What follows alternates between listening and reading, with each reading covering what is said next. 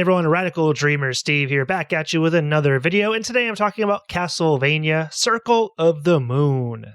Wow, I'm a week late. This should have been for Halloween, but I guess it's in November, and it's gonna have to be for Thanksgiving, because after all, Castlevania has a bunch of pieces of meat you can pick up that kinda look like turkey. Anyway, I'm a little late on it, but the Castlevania Advanced Collection just released. Awesome to hear it. I love the handheld Metroidvania games, and this collection makes all of these games so much more playable. So, Castlevania Circle of the Moon, let's just quickly get into the history and my history with it. So, this was a launch game for the Game Boy Advance, and it was pretty infamous because the original Game Boy Advance had no backlighting, and nobody could see this game because Castlevania games have kind of dark colors and aesthetics. Now, it had to follow up Castlevania's Symphony of the Night, which is not only one of the best Castlevania games, but one of the best games of all time. I mean, seriously. Of all the Metroidvania games, other than maybe Super Metroid, this is the one that they all try to live up to. This was the very first Metroidvania game to be handheld, and it takes on a very minimalist approach, and that's going to be the theme of this episode. Castlevania Circle of the Moon is very minimalist, and what it does with its sort of minimalist approach is absolutely incredible. It not only brings the series back to the NES roots, but it also expands upon the sort of Metroidvania style at the same time. Not an easy accomplishment. Now, I actually never played this game on the Game Boy Advance. I played Harmony of Dissonance for some reason, but I never played Circle of the Moon. And even when I got this collection, I was expecting it to sort of be the Castlevania that I played for like 30 minutes to an hour, and was like, yeah, this is kind of a first attempt here for handheld Castlevania. And to be fair, for the first 10 minutes, I hated this game. It was super slow, there was no power-ups, and it was hard as hell, and I was like, I do not like this. But I did force myself to play about an hour of the game, and I was hooked after that. This game is incredible. It became one of my very favorite Metroidvania games, and I definitely like it more than Harmony of Dissonance, though I haven't played Aria of Sorrow yet either, so I'm going to wait to reserve my judgment on that. But let's go into what minimalism is first, and how it relates to Circle of the Moon. So you probably heard of minimalism. It's been kind of a big buzzword in the last few years, and it's sort of now, well, in the modern terms, it refers to sort of a lifestyle or a philosophy. But it isn't really new. I mean, there's old kind of philosophers that touched upon minimalist aspects. For one example, one of my favorite American philosophers, Ralph Waldo Emerson, touted the concept in terms of simplicity and solitude in how you live, how you could sort of find beauty and self-reliance and simplicity, being in nature and not crowding your life too much. It's one of the ways to be happy, become more self-reliant, and become a stronger individual with more fortitude. Different industries have taken on the term in the 20th century, stuff like art and architecture. In essence, with minimalism, less is more. It sort of refers to the lack of clutter or unnecessary detail. This is what the Minimalist podcast says, and you should totally listen to them. It's a cool podcast. They say, quote, minimalism is a tool to rid yourself of life success in favor of focusing on what's important, so you can find happiness, fulfillment, and freedom. Well, there's not a whole lot of happiness in Dracula's castle, but I'll get back to that. Now, what I'm trying to say with Circle of the Moon is that it's boiling the game down to the absolute essentials, which is what Circle of the Moon does. Let's start with how Circle of the Moon goes backwards, all the way back to the NES roots.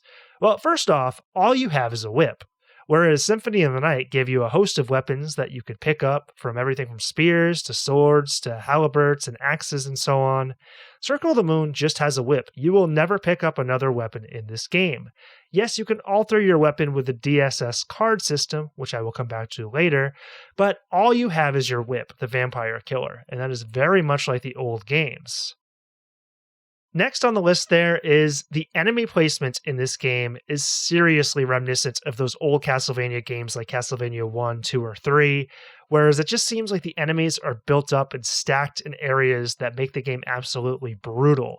It's a gauntlet that you have to get through just to get to that next piece of meat, if you know where it's hidden, or to the next boss, or to the next battle, is so difficult. And there's so many times in Castlevania Circle of the Moon where I really was getting frustrated. I was like, oh my god, these enemies are brutal. Please, please, please have a save point at the next screen. Get there. Shit. There's not a save point there. There's so many points like that where you feel like you're running through the gauntlet that you faced in those old Castlevania games.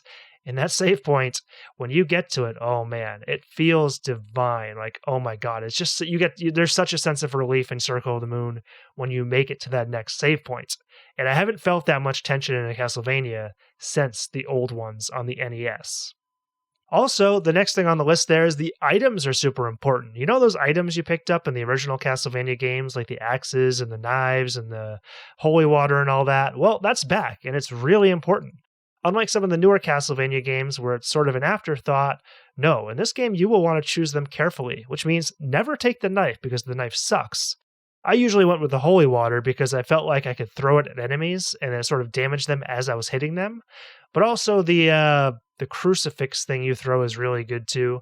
But yeah, those are really important and you will definitely need to use those a lot, which also means you need to pay attention to collecting hearts and getting more hearts. Again, like the old Castlevania games. And the last thing I'll point out here is the bosses are truly difficult. I mean, I thought the first couple bosses were fine. I read other people were having like an absolute struggle with the first boss. But I found them okay, but oh my God, once you get to boss like 4, 5, and beyond, like they become super hard. And the one that really sticks out to me is those two dragons. There's a dragon on the left and the right, and you have to kill both of their heads and they're both attacking you simultaneously. Like, oh my God. Like once you kind of know like where you can stand and you find like kind of a strategy, you can get through it. But that was seriously hellish. And it reminded me of some of those old Castlevania bosses where you get there with like half your life bar filled and you're like, nope. I probably have no chance in hell of beating this boss. And that's kind of how Circle of the Moon felt. It felt like you had to fight the bosses multiple times just to know their strategy. And that's something that I feel like a lot of the sequels have lost. You could sort of just overlevel yourself, gain a bunch of abilities, and you could just crush the bosses. But nope, Circle of the Moon's bosses are brutal. Now, let's move on to the design of the game, because this is actually one of the biggest critiques of Circle of the Moon. Well, I should say there's some people that really like it, but it gets critiqued a lot. And that's that the castle in Circle of the Moon is too realistic. There are no kind of fantastical areas. The color palette is very kind of down to earth. It's a bit earth tone, muddy, and you don't see all those bright and crazy colors that you get in Harmony of Dissonance. And there's no areas that are outlandish that don't seem like they could fit in a real castle. Like, you know, you get your hallways, your canals, there's a clock tower area. All these areas you've seen in past Castlevanias. Now, personally, this made the castle feel too real to me, which made it even creepier, especially given the difficulty. I really liked that the castle was realistic. It was kind of a nice return to the series' roots, and I didn't feel like the game needed any of those kind of outlandish, creative areas that kind of pushed the series outside of the realm of sort of a gritty Dracula-esque story into more fantasy. I still thought the castle was really beautiful. I thought it was really detailed. And I think people that are critiquing it are just a little bit out of their minds and too harsh, because the castle in Circle of the Moon is awesome. Now, while we are talking about aesthetics, I even think the music kind of had an 8-bit quality to it. Now, no, it technically isn't an 8-bit soundtrack, but it did actually remind me a lot of the kind of redundant but really catchy tunes that you heard in the original Castlevania games. There isn't a whole lot of tracks in Circle of the Moon, but they become really, really catchy, and they're well composed.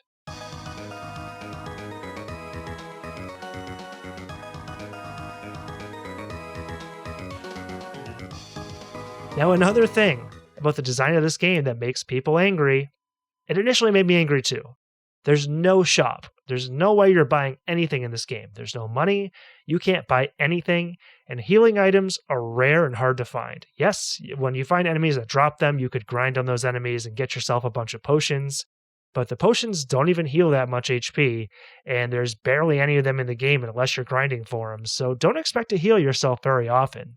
And don't expect to be able to buy yourself out of anything in this game. You're going to have to get through it on your own by leveling up, finding new cards, and just grit and tenacity. That is the only way you're getting through this game, because there is no one in this castle that is going to bail you out. Nobody. And that is something that I think really strengthens the game, because it truly feels isolating. And the lack of the story, which is also extremely minimalist. There is a story, but it's like very, very few and far between, and it never goes into too much detail. This game has a sort of sense of isolation that I feel like the more modern Castlevanias totally just dropped. And it's really cool to see that in a Metroidvania game because I think this is the only Metroidvania game where I felt that sense of isolation. Even Symphony of the Night had quite a bit of story and kind of characters that came in and out, and it really worked well for that game. But I think the sense of isolation and no one really being your ally in this castle really just adds to the stress and the sort of horror of the game, and it really strengthens it. But with that said, like, seriously, who the hell is Nathan Graves? Like, who is this guy? Is there a family Graves? He's not a Belmont. There's no Belmonts in this game. Like, someone out there is probably nerdy enough to know the entire lore of Castlevania and can tell me, but this is the most random main character of any Castlevania game. But I digress. Whatever. It works. Now, to finish things off, I gotta say, Castlevania Circle of the Moon really pushes it. It's a true Metroidvania game. Like, it's a good 6 to 15 hours. Probably it's going to take most people around the 10-hour mark, I think, because you're going to die quite a bit. You're going to need to replay stuff. But this game doesn't stretch itself too far.